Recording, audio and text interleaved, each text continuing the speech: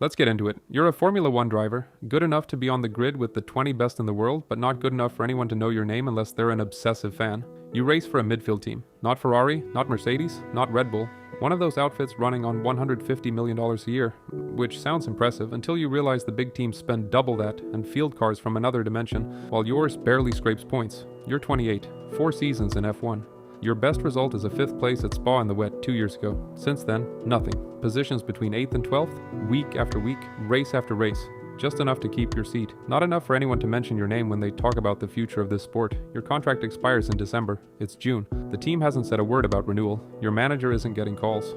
And there are 50 hungry young drivers in F2 and F3 who would trade everything for your seat. Some are 19 with sponsors bringing $20 million. You're 28 with 0 personal sponsorship. But today is the Monaco Grand Prix, the most prestigious race on the calendar, where legends are born, where an average driver can become immortal in 78 laps. At least that's what you tell yourself. 6:30 a.m. You wake up in a 5-star hotel room your team paid for but you barely enjoy. You slept 4 hours. Not from partying, from anxiety. Yesterday's qualifying was a disaster. You start from 14th in Monaco, where overtaking is nearly impossible, where the streets are 12 meters wide and the cars are 2 meters across, where a 10-centimeter mistake costs $15 million and possibly your entire career. Breakfast is exactly what you eat every race Sunday. Oats, blueberries, 2 boiled eggs, whole grain toast. Not because you enjoy it, because your nutritionist calculated it gives you exactly 520 calories, 28 grams of protein, and slow-release carbs that last the 2 hours you'll spend in the cockpit. 8 a.m., hotel gym, neck exercises. Your neck must handle 5G on every braking zone. Your head with helmet, 6 kilos, feels like 30 kilos yanking forward 50 times per lap across 78 laps. Skip this and you'll have chronic pain by 35, like 60% of retired drivers. Between sets, you check Instagram, 450,000 followers. Sounds decent. Until you see the driver in 4th and the championship has 8 million. Until you see influencers who've never touched a cart getting more engagement than you. You are invisible. And in Formula One, invisibility is a slow death sentence. 10:30 a.m., team hospitality, meeting room, engineer, head of strategy, 3 screens full of data. P14, says the strategist without emotion. Our simulation puts us at P12 with no incidents. P10 if we execute perfectly. 1 point. 4 seasons in F1 and you'd celebrate a single point, like a victory. One-stop strategy, medium to start, hard on lap 35, bring it home. Conservative but safe. We cannot risk the car. You've heard that 60 times this season, because finishing P12 safely is worth more to them than gambling and crashing. But you're not thinking about the budget. You're thinking about how P12 won't get your contract renewed. You're 28 and the clock is running. You say nothing. You just nod. 1:45 p.m. You're in the car, P14 on the grid, engine off, 10 minutes before the formation lap.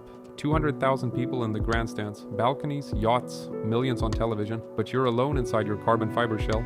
You close your eyes, you visualize Saint-Devote, violent braking from 280 down to 80, 20 cars compressed into a street built for taxis. Someone is going to brake late. It could be your opportunity or your ending. Formation lap. The V6 turbo hybrid screams behind your head. 1,000 horsepower, 0 to 300 in 10 seconds. Red lights. 5 lights one by one. Heart at 160 beats per minute. Hands sweating. Right foot trembling at 11,000 revolutions per minute. Lights out.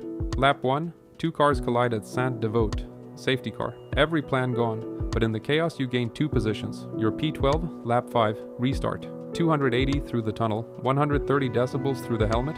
Braking, 5G deceleration. Your body weighs 390 kilos for 2 seconds. Turning. 4G lateral, neck twisting, muscles screaming, 78 laps of that. Lap 12, you pass P11. He made an error at the swimming pool chicane. Your engineer celebrates like you won the title. P11, 11 ahead, 9 behind. Mathematical midfield mediocrity. Lap 18, tires starting to go off. The car no longer rotates like before. You adjust brake balance, differential. It compensates, barely. Lap 23, black clouds. In Monaco, the weather flips in seconds, and then it happens. Rain, not a drizzle, a biblical downpour. 30 seconds and the track goes from dry to flooded. Your engineer panics. Heavy rain. Box this lap. Box, box, box. You look ahead. Cars sliding. Someone clips the wall at Massenet. Yellow flags. Everyone heading to the pits. You think fast. If you pit now, 25 seconds lost. You come out last. Race over, but if you stay out, you're taking Portier at 90 kilometers per hour on slick tires over a soaking wet track.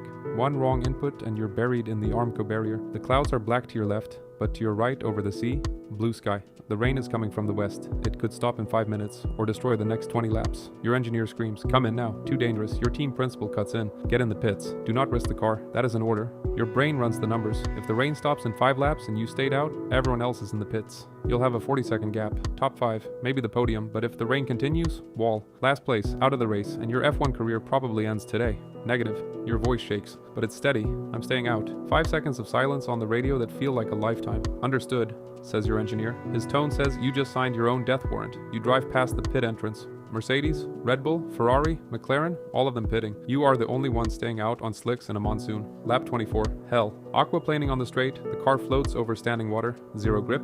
You lift off. You breathe. Somehow you don't crash. Massenet, 60 kilometers per hour through a corner you normally take at 130. Rear steps out, countersteer. The car dances, but obeys. "The rain is easing," says your engineer. For the first time in 10 minutes, he sounds hopeful. Lap 25. Rain drops to a drizzle. Flooding gone. Your slicks start building temperature again. You check the delta on your wheel. Gap to current second place, plus 38 seconds. Lap 26. The sky breaks open. Sun. Steam rises off the asphalt. Your slicks come alive. Your engineer fires numbers. P3, you are P3. Hamilton behind at 12 seconds. Leclerc ahead at 8. Third place at the Monaco Grand Prix. You, the invisible driver from the mediocre team. Lap 35. Tires finished. You pit. 2.3 seconds. Hard compound. P6 on exit. Fresh rubber. Hamilton also pitted. He's P7 behind you. Lap 56. You hunt Russell for 10 laps. He defends like a wounded animal, then he brakes too late, goes wide. You cut inside. P3, the podium. Your first podium in Formula 1. Lap 78, final lap.